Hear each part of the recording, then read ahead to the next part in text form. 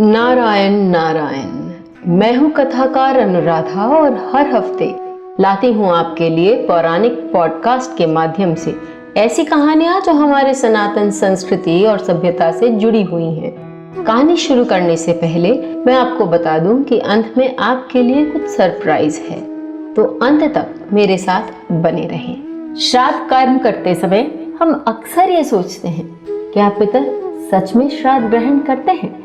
तो पद्म पुराण से ली गई ये कहानी हमारे सवालों का जवाब देती है। तो चलिए शुरू करते हैं आज का यह पॉडकास्ट।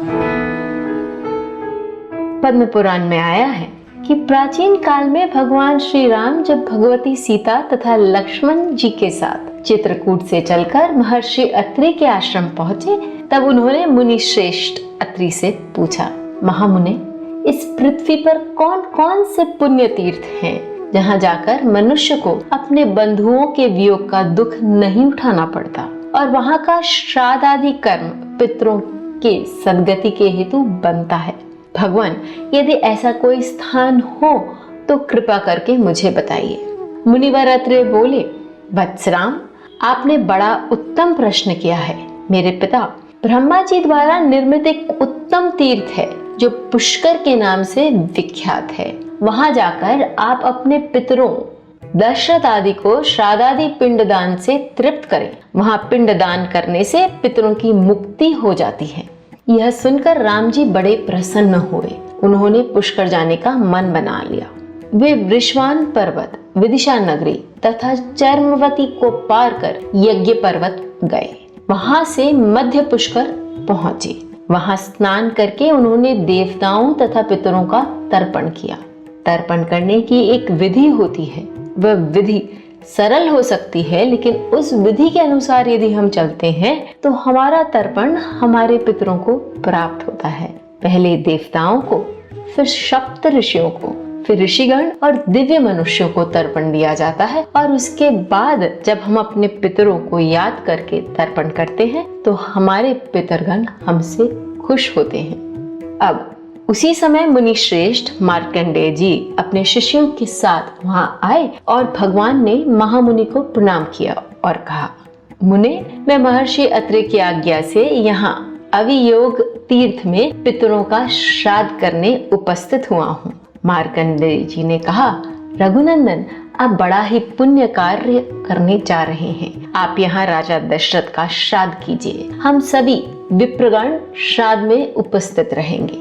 श्री रघुनाथ जी से ऐसा कहकर वे सभी ऋषि स्नान के लिए चले गए। इधर श्री राम जी ने लक्ष्मण जी को श्राद्ध आदि की सामग्री एकत्रित करने के लिए कहा। श्री लक्ष्मण जी जंगल से अच्छे अच्छे फलों को ले आए। श्री जानकी जी ने भोजन बनाया। श्री रामचंद्र जी अवियोग नाम की बावली में स्नान कर मुनियों के आने की प्रतीक्षा करने लगे। दिन में कुतब बेला जब आई, उस समय ऋषिगण उपस्थित हो गए। मुनियों को आया देख सीता माता वहां से हट गईं और झाड़ियों के पीछे छुप गईं।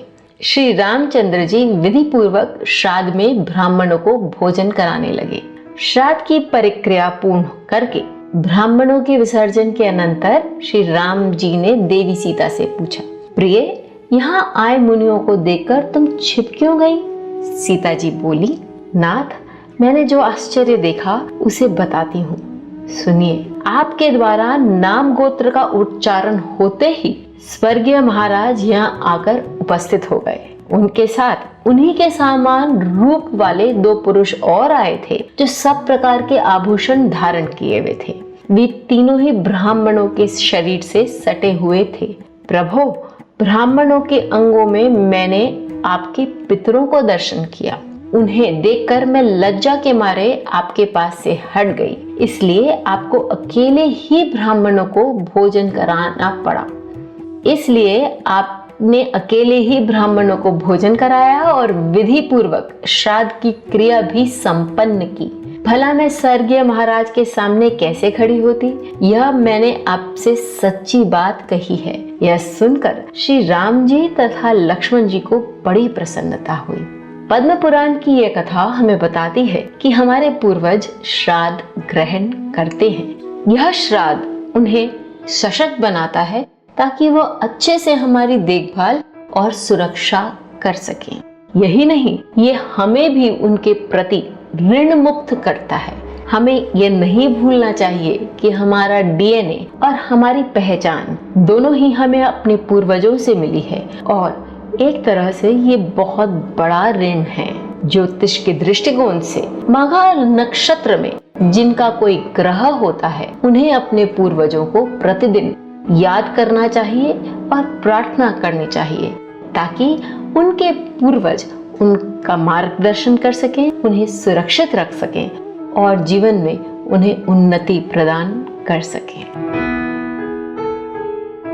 नक्षत्रों और ज्योतिष के बारे में अधिक जानकारी के लिए आप मेरे YouTube और Spotify चैनल्स देख और सुन सकते हैं। आज का हमारा पॉडकास्ट बस यहीं तक। आज की कहानी हम यहीं समाप्त करते हैं। आपके आसपास ऐसे बहुत से लोग होंगे जो अपनी संस्कृति से जुड़ना चाहते हैं। उनके साथ ये कहानी WhatsApp या किसी भी सोशल मीडिया प्लेटफॉर्म पर शेयर करें और सनातन कहानियों को लोगों तक पहुंचाने में मेरे इस उद्देश्य को पूरा करने में मेरी मदद करें। मैं आपकी कथाकार अनुराधा फिर लौटूंगी एक ऐसे ही पौराणिक कथा के साथ। नारायण नारायण।